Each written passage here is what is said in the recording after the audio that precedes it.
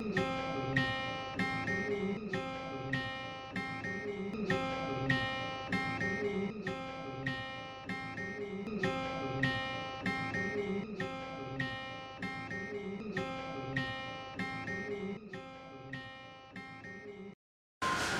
learners of class 8 and the guardians, good afternoon. This is Little Chandradas, Senior Teacher English, Bangladesh Bank High School, Motijil, Dhaka. Before starting the class, I like to welcome all of you to my today's class. Okay? So dear learners, let's start our today's class. Today I am going to teach you about changing sentences. Already I have taken several classes on this particular topic. I think you have practiced a lot.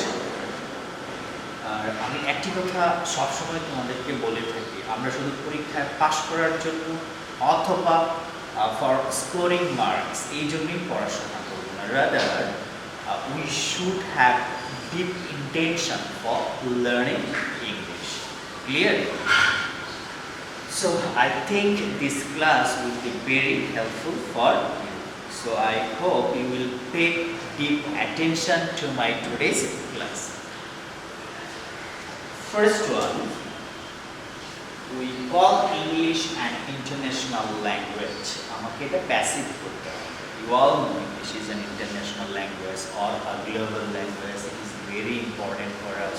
ঠিক আছে, তোমরা অনেক পড়েছো, কিন্তু আজকে কিন্তু আমরা আসলে ওই জন্য এই আইটেমটা সিলেক্ট করিনি। আজকে আমাদের চেঞ্জ করতে হবে। ক্লিয়ার? একটা সেন্টেন্স থেকে আরেকটা সেন্টেন্সে চেঞ্জ করতে হবে। তো তোমরা তো জানোই changing sentence just structural change হয়, কিন্তু মিনিংয়ের কোনো পরিবর্তন হয় না। Clear? We call English an international language. Passive voice, আমরা এটা প্যাসিভ করব। তোমরা যেহেতু বিষয়টার উপর অনেকগুলো ক্লাস করেছো, তোমরা জানো আমরা যখন প্যাসিভ ভয়েস করি 5টা নিয়মের উপর ভিত্তি করে। আমি এটার অ্যান্সারটা লিখবো, নিয়মগুলো সাথে সাথে বলে যাবো। ক্লিয়ার? আচ্ছা, আমাকে ভয়েস করতে হলে প্রথমে কিন্তু 3টা জিনিসকে আইডেন্টিফাই করতে হবে। First one is subject, then verb and object. ঠিক আছে, দেখো আমি সিলেক্ট করতে পারবো।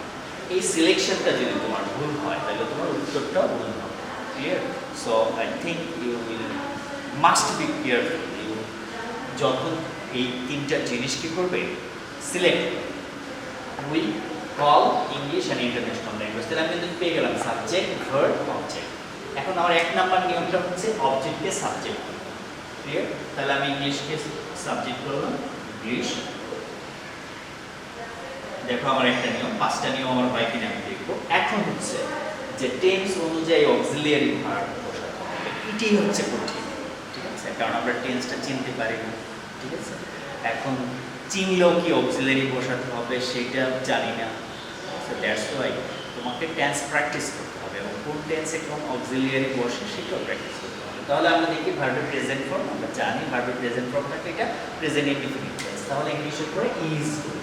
দেখো আমার এটা হচ্ছে 2 নম্বর রুল নাম্বার 3, সেটা হচ্ছে প্যাসিভ ভয়েসে সব সময় ভার্বের পাস্ট পার্টিসিপল ফর্ম বসে। এখন একটু আরেকটা কনফিউজিং যে সব সময় ভার্বের পাস্ট পার্টিসিপল ফর্ম বসে, এটাও তো আমি না পারতে পারি। তাহলে তোমাকে কি করতে হবে, এই যে স্ট্রং ভার্ব, উইক ভার্ব, এগুলো অনেক প্র্যাকটিস করতে হবে, নাহলে কিন্তু পারবে না। তুমি সব নিয়ম জানো কিন্তু ভার্বের ফর্মটা লিখতে পারলে না, উত্তরটা কাটা যাবে।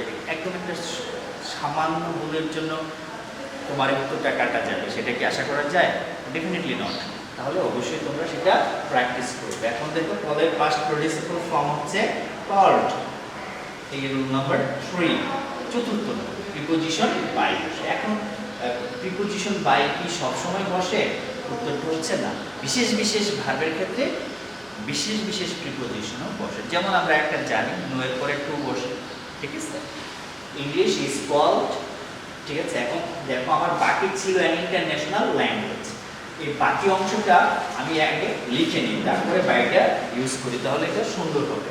ঠিক আছে, তাহলে আমি লিখে নিলাম বাকি অংশটা, an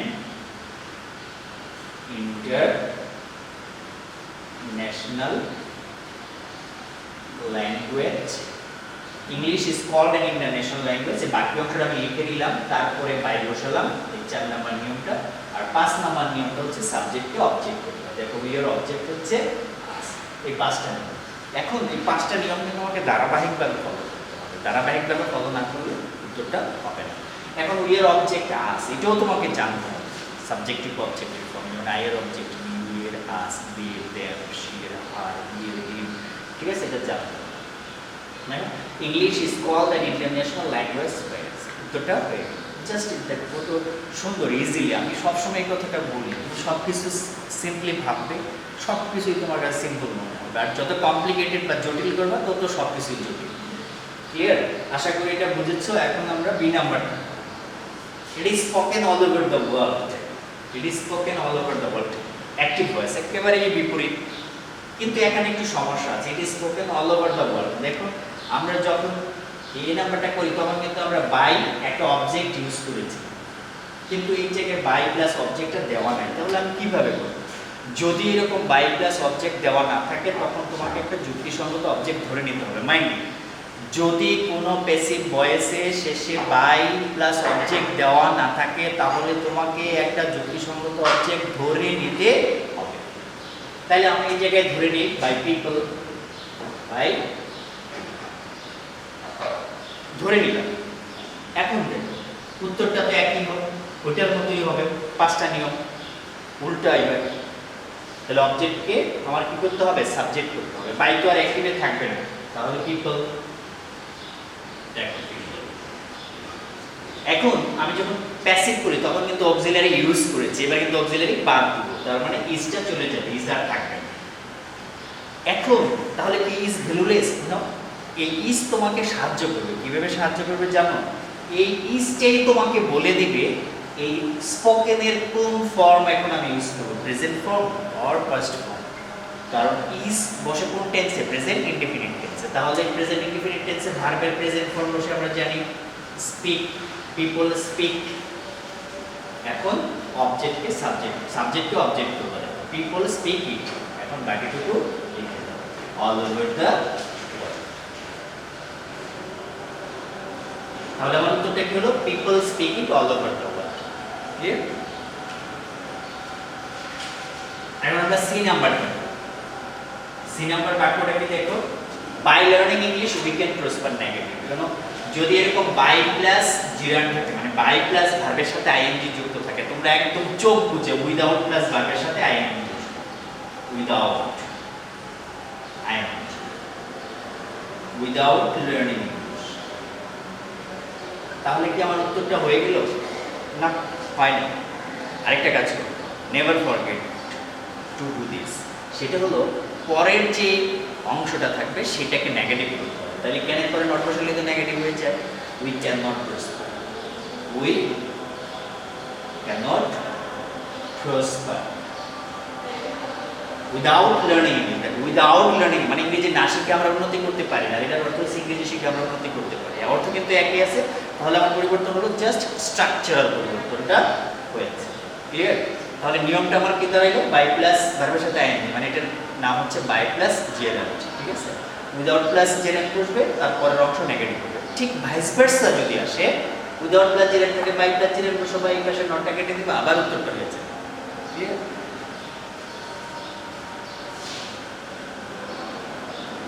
it is very necessary for us. এটাকে একটা এক্সক্লেমেটরি সেন্টেন্স করব। তোমরা সবাই জানো ভেরি যদি থাকে, ভেরি বা গ্রেট যদি থাকে, তার জন্য আমরা হাউ বা ওয়ার্ড ইউজ করি।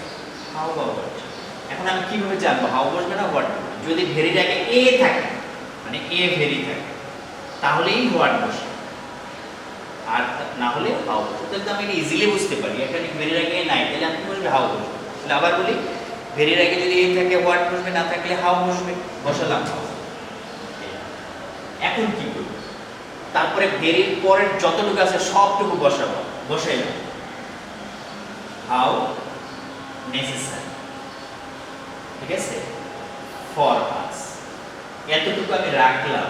দেখো পরে কোনটার সাউন্ডটা সুন্দর শোনা যায় ওইভাবেই তোমরা ইউজ করবে। হাউ নেসেসারি, এখন ভেরির আগে প্রথমটুকু বসাবে, ইট ইজ। দেখো how necessary for us it is, এইটা ভালো শোনা যায় না how necessary it is for us, এটা ভালো শোনা যায়। তোমার কাছে যেইটা ভালো শোনা যায় ওইটাই লিখবে। তাহলে আমার কাছে ভালো শোনা যায় হলো আমি যদি ফর আসটা পরে নিই, how necessary it is for আশ্চর্যবোধক চিহ্ন দিতে হবে। এখন এই যে দেখো আমাকে এক্সক্লেমেটরি সেন্টেন্স করতে বলছে, আমি যদি এই চিহ্নটাই না দিই তাহলে তো হবে না।